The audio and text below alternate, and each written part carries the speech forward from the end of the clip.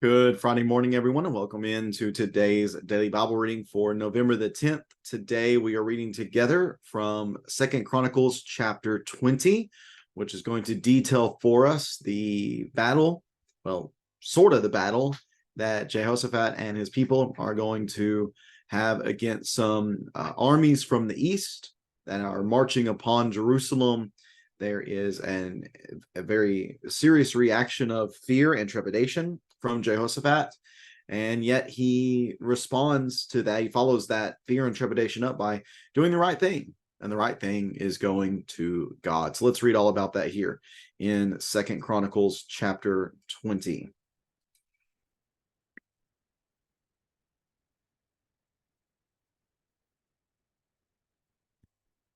Second Chronicles chapter 20 and verse number 1.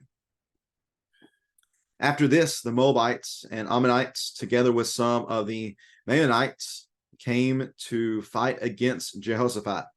People came and told Jehoshaphat, a vast number from beyond the Dead Sea and from Edom has come to fight against you. They are already in Hazazon Tamar, that is in Egi, or in Gedi. Jehoshaphat was afraid, and he resolved to seek Yahweh. Then he proclaimed a fast for all Judah who gathered to seek Yahweh. They even came from all the cities of Judah to seek him. And then Jehoshaphat stood in the assembly of Judah and Jerusalem in Yahweh's temple before the new courtyard. He said, Yahweh, God of our ancestors, are you not the God who is in heaven? And do you not rule over all the kingdoms of the nations? Power and might are in your hands, and no one can stand against you. Are you not our God who drove out the inhabitants of this land before your people Israel, and who gave it forever to the descendants of Abraham, your friends? And they have lived in the land and have built you a sanctuary in it for your name, and have said, if disaster comes on us, sword or judgment, pestilence or famine, we will stand before this temple and before you, for your name is in this temple. We will cry out to you because of our distress, and you will hear and deliver. Now, here are the Ammonites, Moabites, and the inhabitants of Mount Seir. You did not let Israel invade them when Israel came out of the land of Egypt, but Israel turned away from them and did not destroy them.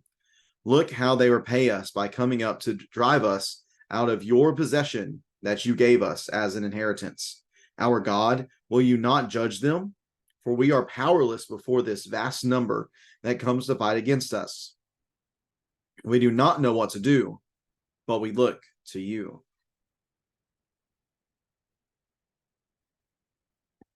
Verse 13, all Judah was standing before Yahweh with their dependents, their wives and their children. In the middle of the congregation, the Spirit of Yahweh came on Jahaziel, son of Zechariah, son of Benaiah, son of Jeiel, son of Mattaniah, a Levite from Asaph's descendants.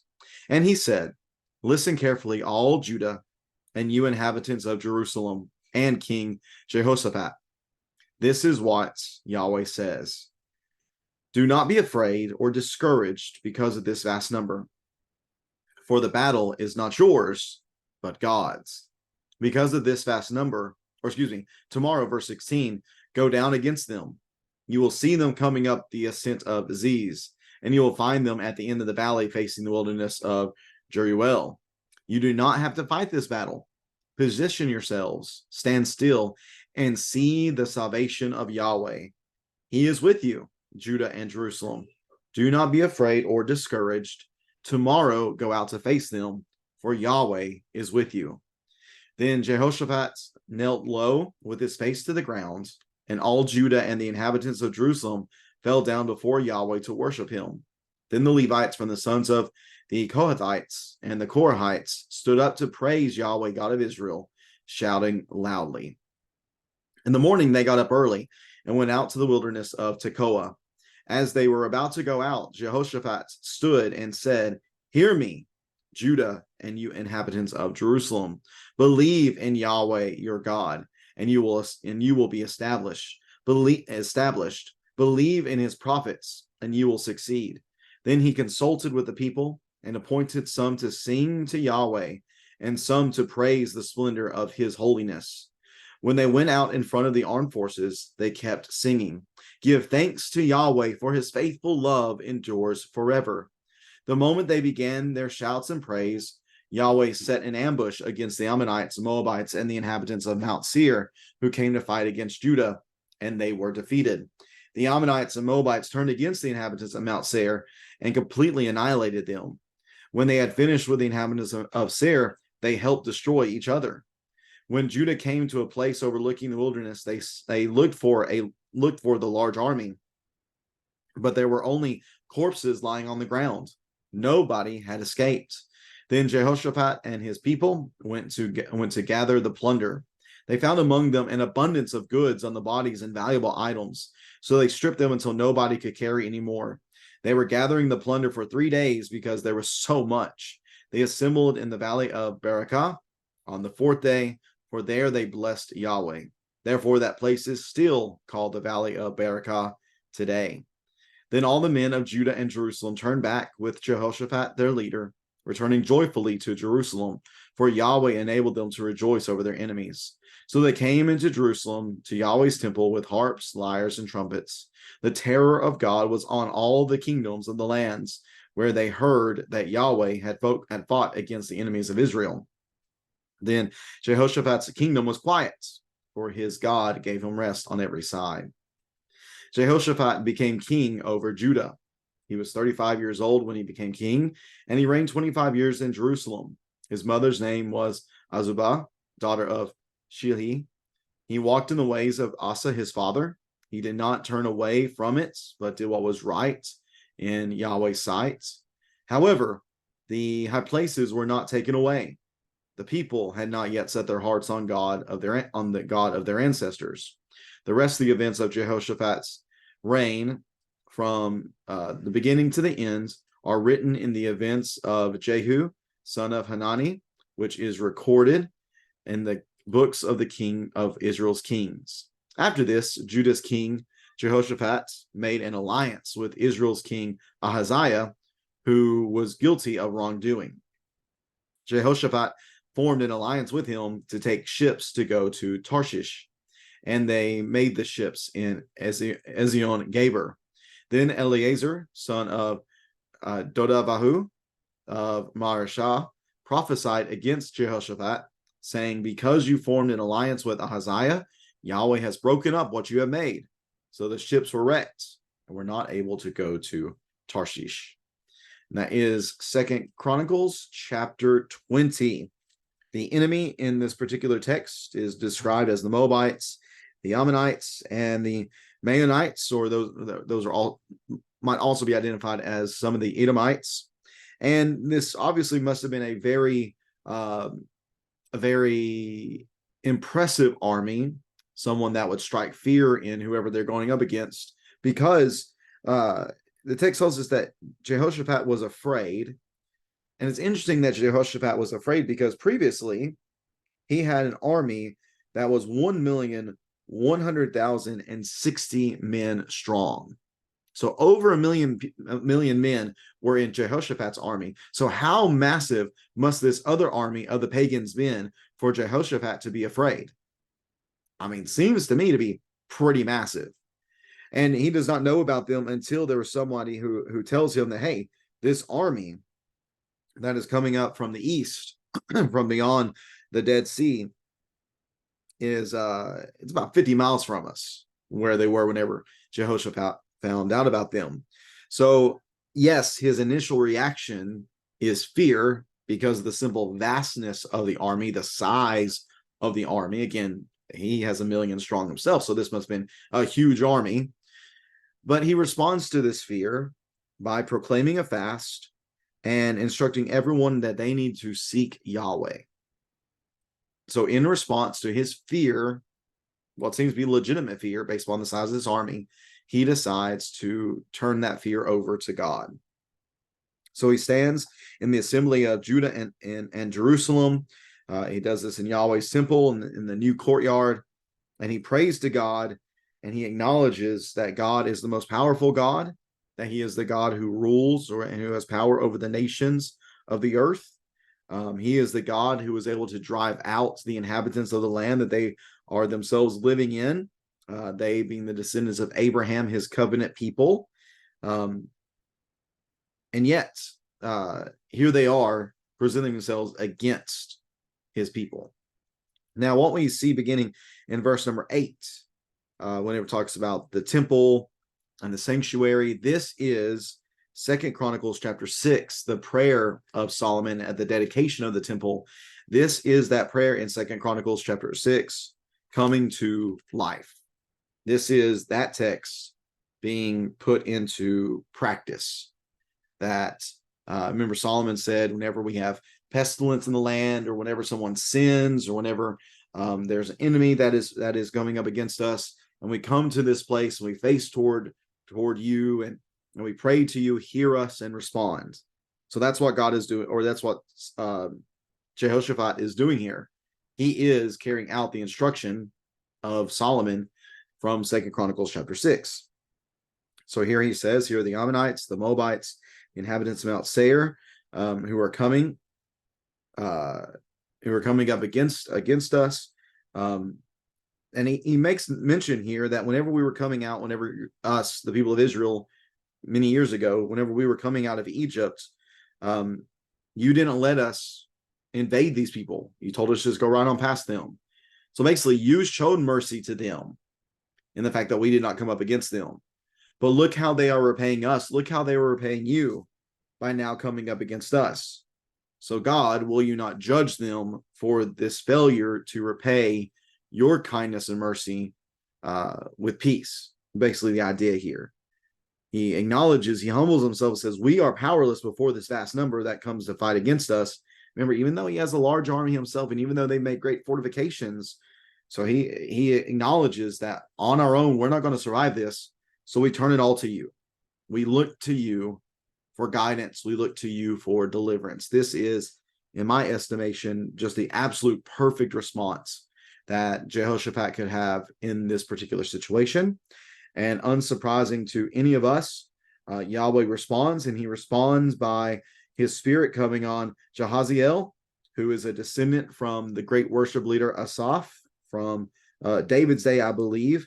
And he begins to speak through Jahaziel, and he says that you do not need to be afraid or discouraged because they're a big army. Don't worry about that, because here's the key.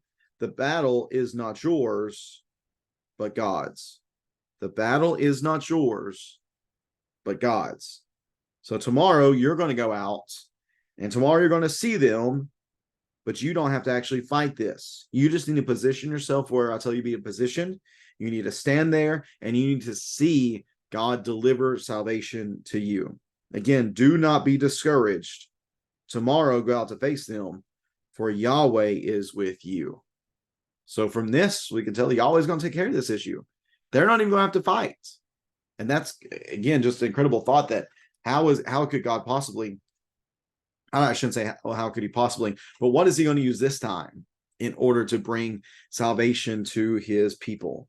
Well, Jehoshaphat and all the people, they certainly respond to Yahweh's kindness here with worship. The Levites, the sons of the Kohathites and the Korahites, they stand up, they praise the Yahweh God of Israel. They were shouting loudly. The next morning, they go out to where they need to go, and Jehu reminds them that believe in Yahweh your God, believe in his prophets, go and you will succeed. He even appoints some people to sing to Yahweh, to sing splendor of his holiness. And when they went out in front of the armed forces, they kept singing. So as they're battling, they are singing, or as they're marching out, they are singing, give thanks to Yahweh, for his faithful love endures forever. And the moment they began their shouts of and praises, this text says that Yahweh sent an ambush against the Ammonites, the Moabites, and the inhabitants of Mount Seir, who came to fight against Judah, and they were defeated. How? Well, it seems, best I can tell, it's just mass confusion. And there was mass confusion among these three armies that made up this one big, vast army, and they basically killed themselves. Again, Israel did not have to battle at all. By the time they get to the battlefield, they don't see a vast army waiting for war. They see just a whole bunch of dead bodies. because Yahweh has already defeated them through his unmatched miraculous power. So all they get to do is they just get to loot the bodies now. All the valuables that they had on them, all the loot and the let's see, the plunder. That's what I was looking for. All the plunder of this battle, they just get to go take it. And there was so much of it that it took them 3 days in order to collect it all. And eventually, they are able to go back to Judah and Jerusalem. They returned joyfully to Jerusalem. And they did so because, again, they recognized that Yahweh enabled them to rejoice over their enemies. This was a promise that Yahweh had made to them that, excuse me, if they were faithful, if they trusted in him, if they relied upon him, then he would deliver their enemies into their hands. And wouldn't you know it, that's exactly what happens. God, once again, proves himself faithful to his promises. So they come back to Jerusalem with into the Lord's temple with harps and lyres and trumpets. And the terror of God was on all the kingdoms of the land when they heard that Yahweh had fought against the enemies of Israel.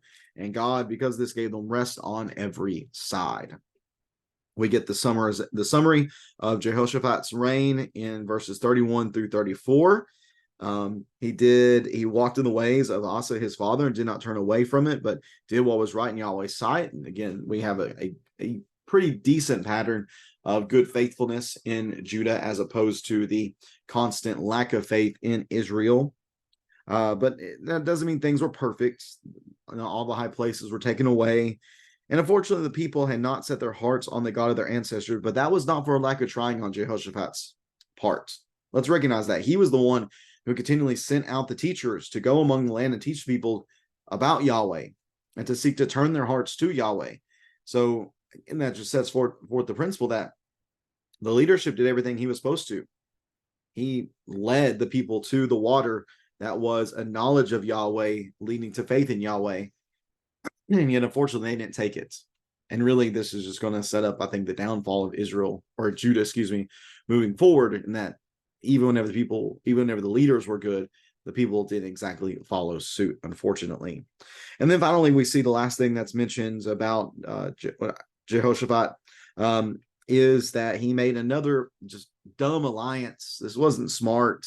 He made the same mistake as he previously made with Ahab, and the fact that he formed an alliance with Israel's king Ahaziah, and this was to get ships to go to Tarshish to bring back goods, I would say.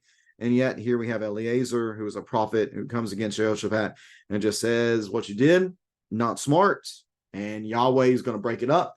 And how's he going to break it up? Well, the ships that they had worked together to put together in order to send off to Tarshish, well, they end up just being wrecked. So he's not able to prosper in that way in this, again, not very well thought out alliance. If anything for Jehoshaphat, he just had an unfortunate weakness in making alliances with the wrong people.